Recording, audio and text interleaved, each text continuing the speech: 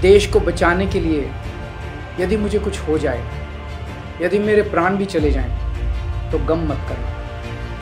आपकी प्रार्थनाओं की वजह से मुझे नहीं पता ये लोग इस बार कब तक मुझे जेल में रखेंगे, पर मेरे हौसले बुलंद हैं। देश को तानाशाही से बचाने के लिए जेल जा रहा हूँ। पिछले 10 साल से मुझे रोज इंसुलिन के इंजेक्शन लगते हैं। रोज मेरे पेट में 4 बार इंजेक्शन। नेक्स्ट 9 न्यूज़ में आपका स्वागत है। मैं हूं आपके साथ अबरारुल हक रहमान। दर्शकों, अरविंद केजरीवाल को जो ज़मानत मिली थी और जिस ज़मानत के बाद यह माना जा रहा था कि उनकी एक बड़ी जीत हुई है। हालांकि उसके बाद जिस ढंग से अरविंद केजरीवाल ने राजनीतिक तौर पर भाजपा को चुनौती दी और ख़ास तौर से वो जिस ढंग से इस ज़मानत को भुना रहे थे, जनता को ये वो बता रहे थे कि भारतीय जनता पार्टी ने जो बीते 1-1.5 वर्षों में आम आदमी पार्टी के खिलाफ शिकंजा कसने की कोशिश की थी, उसको उन्होंने पूरी तरीके से नेस्तनाबूद कर दिया है और वो चीज़ अब कहीं ना कहीं ख़त्म होने के कगार पर है। और वो कैसे है, आइए आपको बारी बारी से समझाते हैं। दरअसल अरविंद केजरीवाल की जो ज़मानत की अवधि थी वो 21 दिनों की थी और इसको लेकर के जो टाइम है वो 1 तारीख को कंप्लीट होने वाला है, पूरा होने वाला है और 2 तारीख को उन्हें फिर से एक बार जो है सरेंडर करना पड़ सकता है। दरअसल इन्हीं तमाम बातों को लेकर के अरविंद केजरीवाल ने सुप्रीम कोर्ट में एक याचिका दायर की थी और उस याचिका में कई सारी बातें कही गई थी, चाहे वो बीमारी को लेकर के हो, चाहे वो अपनी बीमारी के जांच करवाने के लेकर के हो या फिर रिपोर्ट्स को लेकर के हो।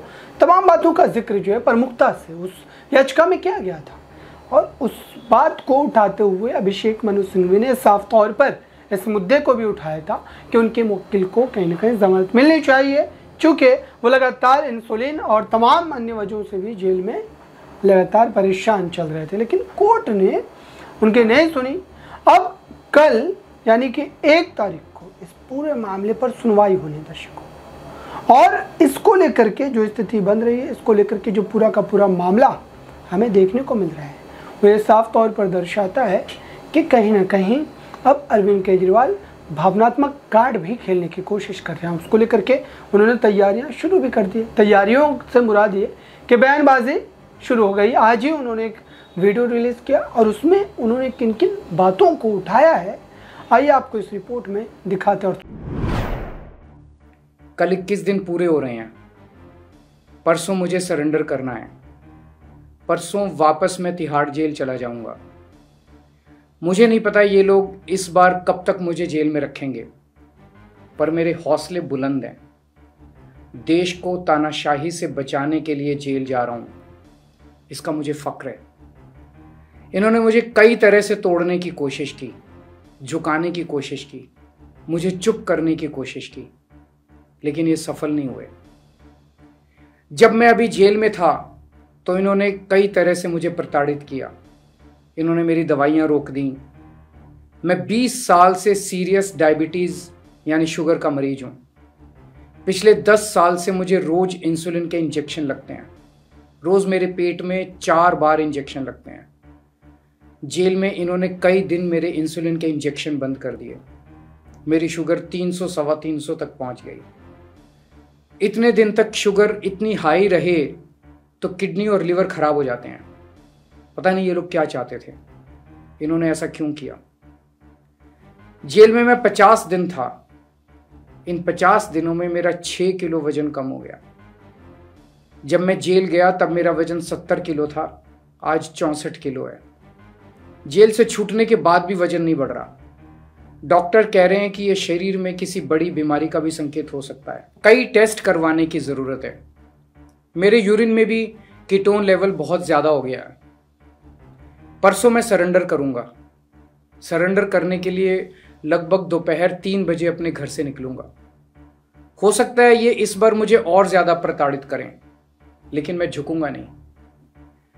आप अपना ख्याल रखना। मुझे जेल में आपकी बहुत चिंता रहती है।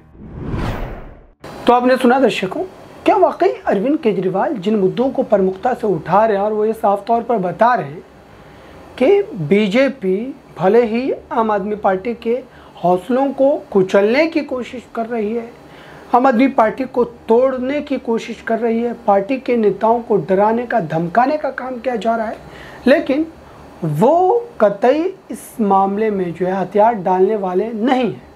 वो लगातार लड़ाई लड़ते रहेंगे, वो लगातार इस पूरे मामले को लेकर के जो है कहीं ना कहीं अपनी जीत की तरफ अग्रसर रहेंगे।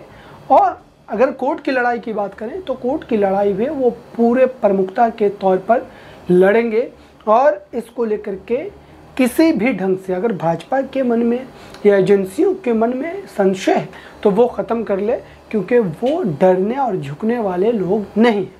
ये खुद अरविंद केजरीवाल कह रहे हैं दर्शकों। लेकिन ये तो एक बयानबाजी हो गई और अपने वोटर्स को एक साथ लाने की एक कोशिश हो गई। लेकिन वहीं दूसरी तरफ जो एक सवाल यहाँ पर फंसता है वो ये, क्या आखिरकार अरविंद केजरीवाल ने जो बातें कही है या फिर कोर्ट में जो अब कल सुनवाई होने वाली है, क्या उस सुनवाई से उनको एक बड़ी राहत मिल सकती है? क्या उन्हें 7 दिन की जो अवधि की बात चल रही है दर्शकों, वो अवधि उन्हें मिल पाएगी?